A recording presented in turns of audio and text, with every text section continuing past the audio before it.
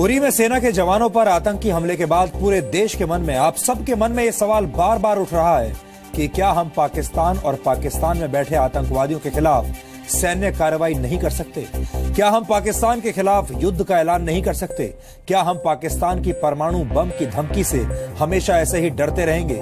क्या हम पाकिस्तान को जवाब देने के लिए सिर्फ कूटनीतिक रास्तों पर ही चलेंगे, सिर्फ बैठकें करते रहेंगे, बातचीत करते रहेंगे? लोगों के मन में ये बात भी आती है कि भारत इतना मजबूर क्यों है? कहते हैं कि कूटनीतिक रास्तों पर चलने से कई बार मंजिल मिल तो जाती है, लेकिन उसमें बहुत वक्त लगता है और अब शायद देश इतना इंतजार नहीं कर सकता। हालांकि आपको यह भी समझना होगा कि पाकिस्तान के साथ सीधा युद्ध और आतंकवादी ठिकानों पर हमला भारत के लिए एक मुश्किल फैसला क्यों हो सकता है। बहुत सारे लोग आपको बिना सोचे समझे ये कहते हुए आज मिल जाएंगे कि भारत को हमला कर देना चाहिए, भारत को पाकिस्तान के साथ युद्ध छेड़ देना चाहिए। लेकिन ये बहुत सोच समझ कर फैसला करने का वक्त है।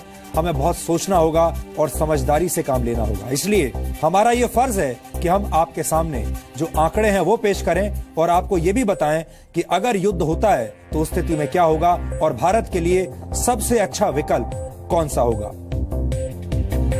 इंटरनेशनल बॉर्डर को पार करके पाकिस्तान के खिलाफ सैन्य कार्रवाई करने से दोनों देशों के बीच परमाणु युद्ध की आशंकाएं बढ़ सकती हैं। भारत अपने न्यूक्लियर डॉक्ट्रिन के तहत किसी भी देश पर पहले परमाणु हमला नहीं कर सकता, लेकिन पाकिस्तान ने कई मौकों पर यह साफ किया है कि भारत को सैन्य कार्रवाई से रोकने के लिए भारत पर पाकिस्तान परमाणु हमला कर सकता है। पाकिस्तान नहीं रुकेगा। पाकिस्तान एक आत्मघाती देश है जिसके पास मरने और मारने के अलावा कोई दूसरा काम नहीं है। इसलिए हो सकता है भारत एक बार को समझदारी से भी काम ले, लेकिन पाकिस्तान समझदार देश नहीं है और वो कभी भी न्यूक्लियर बटन दबा सकता है। जबकि भारत दुनिया की इकोनॉमिक सुपर पावर बनने जा रहा है। भारत एक जिम्मेदार बड़ा देश होने के नाते कई तरह की अंतर्राष्ट्रीय संधियों से बंधा हुआ है।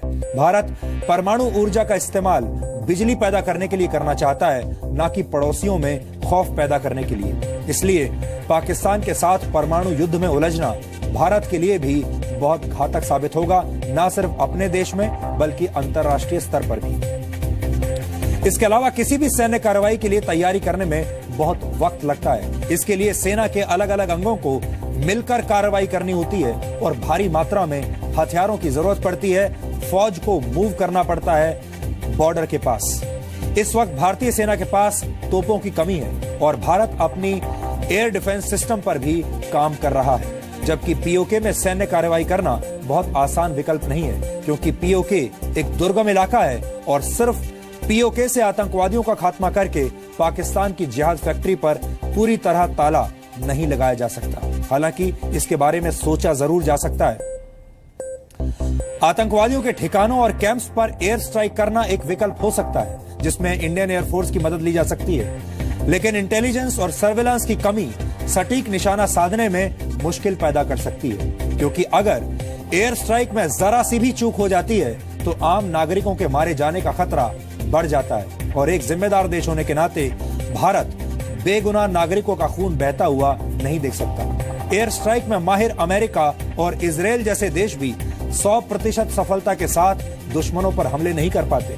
और आपने देखा ही होगा, अफगानिस्तान, सीरिया, इराक और गाजा में हवाई हमलों में कई बार आम लोग, निर्दोष लोग और नागरिक मारे जाते हैं। परमाणु हमला किसी देश को मिनटों में तबाह कर सकता है, लेकिन कूटनीतिक तौर पर किए गए हमले पाकिस्तान को बार बार तिल तिल कर मरने पर मजबूर कर देंगे। अगर इंटरनेशनल मॉनिटरी फंड और यूनाइटेड नेशंस जैसे अंतर्राष्ट्रीय संगठन पाकिस्तान के खिलाफ प्रतिबंध लगा देंगे तो पाकिस्तान की अर्थव्यवस्था बुरी तरह चरमरा जाएगी और पाकिस्तान के लिए आर्थिक रूप से खड़े रहना और भी मुश्किल हो जाएगा।